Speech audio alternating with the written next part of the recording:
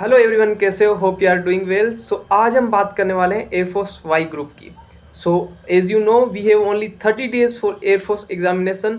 सो अभी आप अगर मॉक टेस्ट में आपके नंबर आ रहे हैं कम और आपका सिलेबस नहीं हुआ है कंप्लीट और एग्ज़ाम के लिए अभी टाइम है कम, आपको पता है, और मैथ में भी आपके आ रहे हैं नंबर कम, तो ये वीडियो आपके लिए हेल्पफुल रहेगा जिसमें मैं आपको बताऊंगा कुछ इंपॉर्टेंट टॉपिक्स, 30 days की स्ट्रेटेजी कि how you can clear phase 1 in air force. So video के एंड तक बने रहे, और जो चैनल पर नए हैं तो please subscribe my channel, join Telegram group. So start करते हैं वीडियो को। तो सबसे पहले आपका डाउट है कि हमारे पास एग्ज़ाम के लिए टाइम कम है, जो कि है 30 days। अभी इस 30 days में आप जो मॉक टेस्ट दे रहे हो, तो सबसे पहले आपको मॉक टेस्ट देना है। सिलेबस जिनका कंप्लीट नहीं हुआ है उनको मैं बोलना चाहूँगा कि अभी सिलेबस कंप्लीट नहीं होगा, सिलेबस को कंप्लीट करने की कोशिश ना करो, अभी आप सिर्फ प्रैक्टिस पे ध्यान दो। सो कुछ में इंपॉर्टेंट टॉपिक्स इंग्लिश के और कुछ मैथ के, क्योंकि मोस्टली यही है पोर्सन, मोस्टली पोर्सन जो सबसे ज़्यादा नंबर का है उन पे ज़्यादा फोकस करो। मैं ये बात बोलना चाह रहा हूँ कि जैसे इंग्लिश 20 मिनट्स में 20 नंबर की आती है, तो आपको सबसे पहले इस पे ध्यान देना है।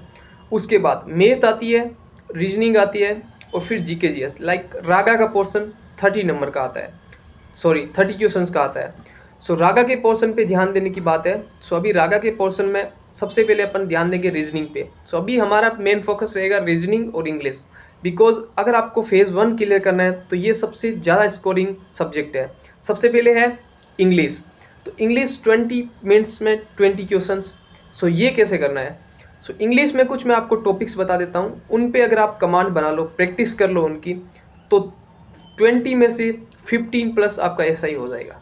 15 प्लस अगर आपने इंग्लिश में कर लिए, रेस्ट नंबर है वो आप निकाल सकते हो रागा से। लाइक अगर आपको थोड़ी सी मैथ आती है, कुछ आपको पोर्शन जीके जीएस का आता है, और बाकी रीजनिंग की कमांड है आपकी, तो आप कर लोगे ओवरऑल। तो फेज़ 1 आपका आराम से क्लियर हो जाएगा। सबसे पहले बात कर लेते हैं इंग्लिश की। सो इंग्लिश में 20 क्वेश्चंस हैं। सबसे पहले मैं आपको मोस्ट टॉपिक्स बता देता हूँ इंग्लिश में, वो कैसे करने हैं। सो इंग्लिश में आपको पता होगा सबसे पहले आता है पैसेज। पैसेज आता है, पैसेज में 4 to 5 क्वेश्चंस आते हैं। तो सबसे पहले आपको फोकस करना है कि आप पैसेज क्लियर करो। और पैसेज को कैसे करना है, कुछ बच्चों का डाउट ये भी रहता है कि भैया हम कम टाइम में पैसेज को कैसे करें। तो मैं बोलूँगा सबसे पहले आप क्वेश्चंस पढ़ लो। क्वेश्चंस पढ़ लिए पैसेज के, उसके बाद आपको पढ़ना है पैसेज। तो मेक श्योर जब आप क्वेश्चंस पढ़ो तो कुछ हिंट लिख लो क्वेश्चंस के, अच्छा इसमें ये पूछा है, अच्छा इसमें ये पूछा है। फिर आपको पढ़ना है पैसेज, और पैसेज में वो क्वेश्चन मिल जाएंगे आपको इजीली। तो ये सब आप करोगे तो सबसे पहला आता है पैसेज। पैसेज में 4 to 5 क्वेश्चंस आते हैं, तो यहाँ से आपके हो गए क्लियर 4 to 5 क्वेश्चंस। तो आपको पैसेज पे प्रैक्टिस करनी है, उसकी कमांड बनानी है। और पैसेज में कभी कभी वोकेब का भी क्वेश्चन आ जाता है, लाइक साइनो दे देते हैं उसमें, एंटो भी पूछ लेते हैं कुछ वर्ड दे के। तो सबसे पहले आपको पैसेज भी कमांड करनी है, जिसमें 4 to 5 क्वेश्चन आते हैं। उसके बाद आता है एक्टिव, पैसिव एंड नरेशन। ये दो क्वेश्चंस कंफर्म है, एक्टिव पैसिव एंड नरेशन के क्वेश्चंस कंफर्म है। तो एक्टिव और पैसिव का क्वेश्चंस, उस पर आपको प्रैक्टिस करके कमांड बनानी है। उसके बाद आता है word formation, like adjective, noun, noun to adjective, verb, ये सब ढूंढना होता है। तो इस पे कमांड बनानी है आपको। एक क्लास वहाँ से लेनी है कि प्रैक्टिस करो कि कौन सा एडजेक्टिव है, कौन सा नाउन है, और कौन सा वर्ब है। तो इसके लिए ऑलरेडी कैडेट्स डिफेंस एकेडमी पे एक वीडियो बना रखा है संजीव सर ने, तो वो आप देख सकते हो। और बाकी RS चैनल पे भी देख सकते हो, ऐसा कुछ नहीं है, कहीं से भी देख सकते हो, RWA से भी देख सकते हो, जहाँ से आपको मिले वर्ड फॉर्मेशन का, वहाँ से वीडियो आप देख सकते हो, जहाँ से आपको अच्छा लगे तो वो देख लिया। फिर आपका आता है PQRS, 4-5 क्वेश्चन वो हो गए, एक 6 ये हो गया। फिर आता है PQRS। PQRS में आपको क्या करना है, 4 ऑप्शंस होंगे, आपको उनको व्यवस्थित करना है क्रम वाइज, कि इसके बाद ये आएगा, इसके बाद आएगा। PQRS हो गया। उसके बाद हो गया आपके पास नरेशन का, हो गया पैसेज का, हो गया PQRS का, हो गया वोकेब। सो वोकेब आपको थोड़ी वो करनी है स्ट्रॉन्ग, जिसमें साइनो है, एंटो है। और फिलिप्स, जैसे फिलिप्स में आपके कुछ भी आ सकते हैं, आर्टिकल हो गया ए, एन, दे का, फिर कुछ सब्जेक्ट वर्ब एग्रीमेंट का हो गया, टेंस का हो गया फिलिप्स, और कुछ भी आ सकता है फिलिप्स में, ये हो गए। और फिर यहाँ पे स्पेलिंग आती है आपकी करेक्ट करने के लिए, स्पेलिंग। तो स्पेलिंग करेक्शन का वो भी आता है एक क्वेश्चन, तो वो उस पर भी आप कमांड बना लो। और बाकी अभी मोस्टली यही क्वेश्चंस है, जिसमें से आप ये इतने कर लोगे तो आपके 12 to 15 प्लस हो जाएंगे। मैं ये बात उनके लिए बोल रहा हूँ जो अभी न्यू है, लाइक जिनका अभी सिलेबस कंप्लीट नहीं हुआ, जिन्होंने अभी 12th पास करके ये फर्स्ट अटेम्प्ट है उनका और उनका अभी सिलेबस कंप्लीट नहीं हुआ है, तो उनके लिए ये वीडियो हेल्पफुल रहेगा। बाकी जो रिपीटर्स है या जिनका सिलेबस ऑलरेडी हो चुका है तो वो अपना कुछ और भी कर सकते हैं, एक्स्ट्रा एफर्ट डाल के एक्स्ट्रा नंबर ला सकते हैं। ये हो गया इंग्लिश का ओवरऑल बात। अभी हम बात करते हैं रागा के पोर्शन की। रागा में क्या है गाइस, रागा में 30 क्वेश्चंस आते हैं, जिसमें से रीजनिंग के क्वेश्चंस आते हैं वो मोस्टली 13 to 14, 15 तक भी जा सकते हैं। रेस्ट क्वेश्चंस हैं वो 7-8 आते हैं जीके जीएस के और मैथ के। जीके जीएस और मैथ के 7 ये हो गया पोर्शन। 13 to 15 क्वेश्चंस अगर आपको रागा के वो करने हैं, हाईली स्कोरिंग जो है वो आपको पता है, एक तो रागा में रीजनिंग होगी, एक इंग्लिश हो गई। आपने 15 नंबर अगर इंग्लिश में ले लिए, फिर रागा में अगर आपने 12 भी पार कर दिए, 12-13, तो मोस्टली आपका हो जाएगा, ज़्यादा इजी नहीं है। फिर आपने कुछ जीके जीएस से, कुछ आपने पोर्शन ले लिया मैथ से।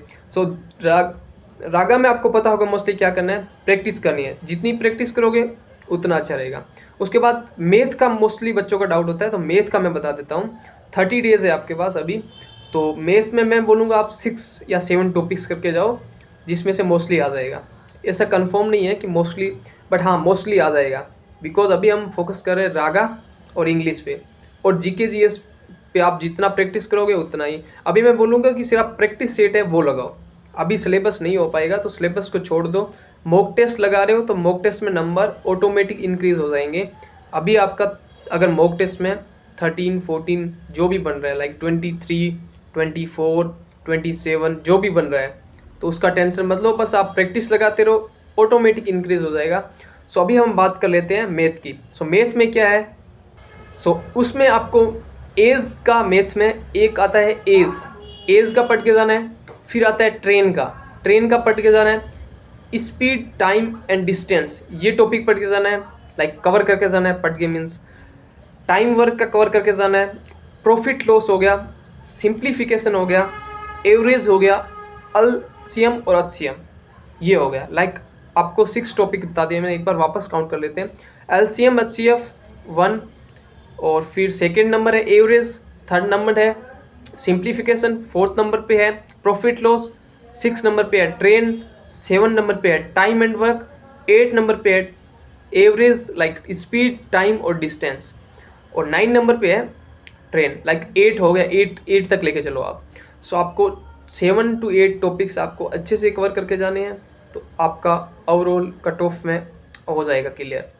तो बाकी जो रिपीटर्स हैं उनके लिए मैं बोलना चाहूँगा कि आप अपनी प्रैक्टिस करते रहिए, और 30 डेज़ है आपके पास गाइस। आप अभी प्रैक्टिस पे ज़्यादा फोकस कीजिए, क्योंकि बेसिक तो हो नहीं पाएगा।